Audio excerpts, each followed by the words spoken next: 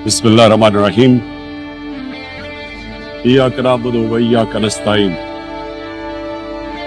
मैंने तारीख में काजी फाइज ईसा जैसा मुतनाज़े और बदतरीन चीफ जस्टिस नहीं देखा। एक्सटेंशन माफिया गैंग ऑफ 3 का हिस्सा है।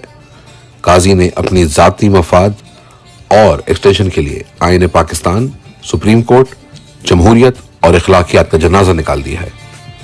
काजी ने लंदन प्लान पर अमल दरामद को यकीनी बनाया है और भरपूर कोशिश की है कि लंदन प्लान के मुताबिक तहरीक इंसाफ मुकम्मल तौर पर क्रश हो, नवाज शरीफ के तमाम केसेस माफ हों और मैं जेल में ही रहूं। लंदन प्लान के मुताबिक काजी ने तहरीक इंसाफ को क्रश होने दिया और बिल्कुल इसी तरह खामोश रहा जैसे मगरबी ताकतें इसराइल को अहले फलस्तीन को क्रश करने के लिए खुली छूट देकर खुद खामोश बैठी हैं। अपनी तरफ से तहरीक इंसाफ को मुकम्मल क्रश करने के लिए पहले सिकंदर सुल्तान राजा को इस्तेमाल किया गया और फिर काजी फाइज ईसा अपना किरदार अदा करता रहा।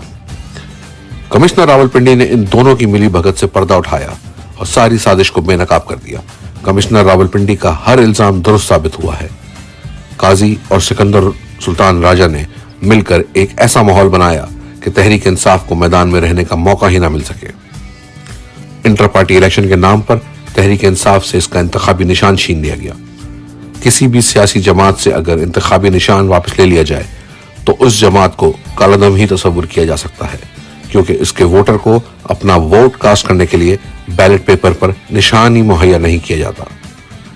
कमिश्नर के इल्जामात के मुताबिक पहले सिकंदर सुल्तान राजा ने अपनी बदनीयती जाहिर करते हुए हमसे इंतखाबी निशान छीना और फिर काजी ने 17 जनवरी को सिकंदर सुल्तान के फैसले को तहफ़्फ़ुज़ देते हुए आखिरी कील ठोकी। जब तक इनको यकीन नहीं हुआ कि तहरीक इंसाफ मुकम्मल तौर पर खत्म हो गई है, उन्होंने इलेक्शन की तारीख का ऐलान नहीं किया।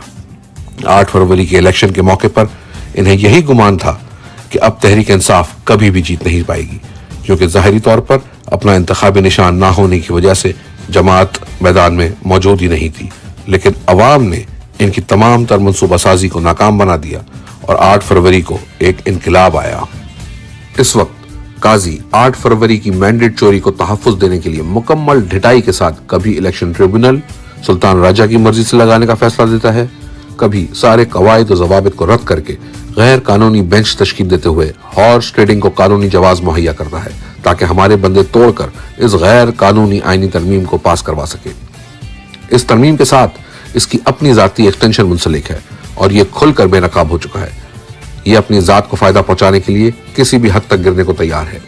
ये एक ऐसी पार्लियामेंट है जो कि फार्म 47 और NRO 2 की पैदावार है और जिसे आईनी तरमीम करने का कोई इखलाकी और कानूनी जवाज हासिल नहीं है। ये इस पार्लियामेंट को अपनी और अपने गैंग की एक्सटेंशन की खातिर हॉर्स ट्रेडिंग जैसी बदनाम ज़माना जमहूरी रिवायत को तहफ़्फ़ुज़ देने की कोशिश कर रहा है। PDM इस एक्सटेंशन माफिया के गैंग ऑफ 3 की चौथी मेंबर है और इन सब के मफादात एक है। इन तमाम मफाद परस्तों के जाती पैसे और जायदादें बैरून मुल्क हैं। मोहसिन नकवी के पास अपना स्कूटर तक नहीं, जबकि इसकी बीवी दुबई में $500 मिलियन की जायदाद की मालकिन है, जो कि दुबई लीक्स में सामने आ चुकी है। इसके पास इतनी जायदाद कहां से आई? इसी तरह शरीफ खानदान या ज़रदारी खानदान का सारा पैसा, कारोबार और जायदादें मुल्क से बाहर हैं। अब ये सब मिलकर सुप्रीम कोर्ट से गलत फैसले लेकर आईनी तरमीम का सोच रहे हैं और हमारे लोगों के अगवा को कानूनी बनाकर इस 8 फरवरी की चोरी को हजम करना चाहते हैं और एक दूसरे को एक्सटेंशन देना चाहते हैं। लेकिन हम इसका रास्ता रोकेंगे क्योंकि अवाम को गुलाम बनाने की साजिश है।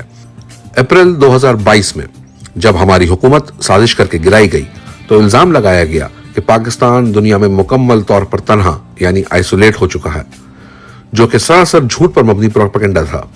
हमारे दौर में पाकिस्तान में 2 इस्लामी कॉन्फ्रेंसें हुई जिनमें सऊदी वली अहद मोहम्मद बिन सलमान ने शिरकत की।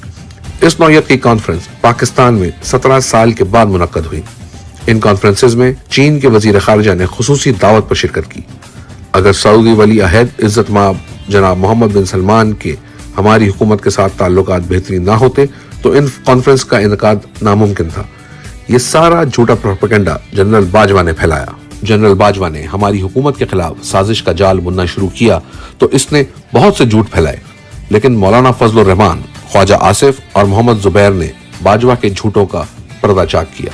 जनरल बाजवा ने पहले जनरल फैज को अक्टूबर 2021 में हटाया और इसी महीने अमेरिका में हुसैन हक्कानी को हमारे अवाम के टैक्स के पैसों से $35,000 पर हमारी ही हुकूमत के खिलाफ लॉबिंग या प्रोपेगेंडा करने के लिए लगाया। इसीलिए तो जब जनरल फैज को हटाया गया तो मरियम नवाज बहुत शोर मचाया करती थी कि अब इमरान की हुकूमत गई। ये सब लंदन प्लान में तय किया गया था और जनरल फैज का हटाया जाना लंदन प्लान का तयशुदा हिस्सा था। चुनाचे जनरल फैज को नवाज शरीफ की इमा पर ही तब्दील किया गया। एक्सटेंशन माफिया ने अपने जाती एक्सटेंशन और मफादात की खातिर जमहूरियत और कानून की हुक्मरानी को मुकम्मल तौर पर तबाह कर दिया है। पिछले 1.5 साल में हमें सिर्फ 2 जलसे करने की मशरूत इजाजत दी गई। इनकी राह में भी बेशुमार रुकावटें खड़ी की गई। हमारे लोगों पर झूठे मुकदमा दर्ज किए गए, हत्ता के पार्लियामेंट पर हमला किया गया और इसके तकद्दुस को पामाल करते हुए मुंतखब नुमाइंदों को गिरफ्तार किया गया। मेरे पाकिस्तानियों, इस वक्त मुल्क के तमाम इदारों को गुलाम बना लिया गया है और सिर्फ सुप्रीम कोर्ट आखिरी इदारा बचा है जिस पर एक्सटेंशन माफिया और फॉर्म 47 की जाली हुकूमत पूरी कुव्वत से हमला आवर है। जमात इस्लामी और जमीयत उलमा इस्लाम फे समेत तमाम दीगर सियासी जमातों को जलसा जुलूस करने की मुकम्मल आज़ादी है, लेकिन पाकिस्तान तहरीक इंसाफ के जलसा और जुलूस पर मुकम्मल पाबंदी है क्योंकि हमने उनके सामने झुकने और गुलामी से इनकार कर दिया है। नवाज शरीफ NRO लेकर 10 साल का मुआहिदा करके मुल्क से बाहर गया, जबकि मुझसे तो सिर्फ 3 साल के लिए खामोशी की तवक्को की जा रही है। 3 साल तो दूर की बात, मैं तो महज 3 सेकंड्स के लिए भी खामोश रहने पर तैयार नहीं और ना ही अपनी कौम के मफादात पर किसी किस्म के समझौते पर आमादा हूं। मेरे पाकिस्तानियों, आज़ादी की जद्दोजहद में कुर्बानी देनी पड़ती है। जिस तरह सैयद हसन नसरुल्लाह और इस्माइल हानिया ने अपने और अपने अहले खाना की जानों की कुर्बानियां पेश की हैं, इसी तरह मैं अपनी कौम से कहता हूं कि किसी भी कुर्बानी से दरेग ना करें और आज़ादी के लिए बेखौफ होकर भरपूर जद्दोजहद करें। इस वक्त हमारी हकीकी आज़ादी की फैसला कुन तहरीक शुरू हो चुकी है और ये हकीकी आज़ादी के हुसूल तक जारी रहेगी। पुरअमन एहतजाज हमारा हक है और अपने इसी हक को इस्तेमाल करते हुए जुम्मे के रोज डी चौक इस्लामाबाद में एहतजाज होगा और अली अमीन खान गंडापुर अपना काफिला लेकर पहुंचेंगे। इसके बाद हफ्ते के रोज हम मीनार पाकिस्तान लाहौर पर इसी तरह भरपूर एहतजाज करेंगे, जिस तरह आज हम मियांवाली, फैसलाबाद, भावलपुर और सुप्रीम कोर्ट के बाहर एहतजाज कर रहे हैं। अब यह तहरीक मुसलसल जारी रहेगी और हम अपने अगले हफ्ते के एहतजाजों का शेड्यूल हफ्ते के रोज जारी करेंगे। आखिर में मैं अली अमीन खान गंडापुर और बैरिस्टर गौहर अली खान के मुतालिक खुद से मंसूब झूठे बयानात की वजाहत पेश करना चाहता हूँ। नंबर 1, अली अमीन खान गंडापुर हमारे हीरो हैं। उन्होंने बहुत अच्छा काम किया है। उन्होंने अपनी वजारत आला की कुर्सी का लालच किए बगैर जिस तरह हकीकी आज़ादी की जंग लड़ी वो काबिल तहसीन है। नंबर 2, इसी तरह हमारी पार्टी के चेयरमैन बैरिस्टर गौहर अली खान ने बहुत जबरदस्त काम किया है। मैं इन्हें शाबाश देता हूँ। जिस तरह उन्होंने पार्टी को मुश्किल वक्त में चलाया वो लायक तारीफ और एतराफ है। पाकिस्तान जिंदाबाद।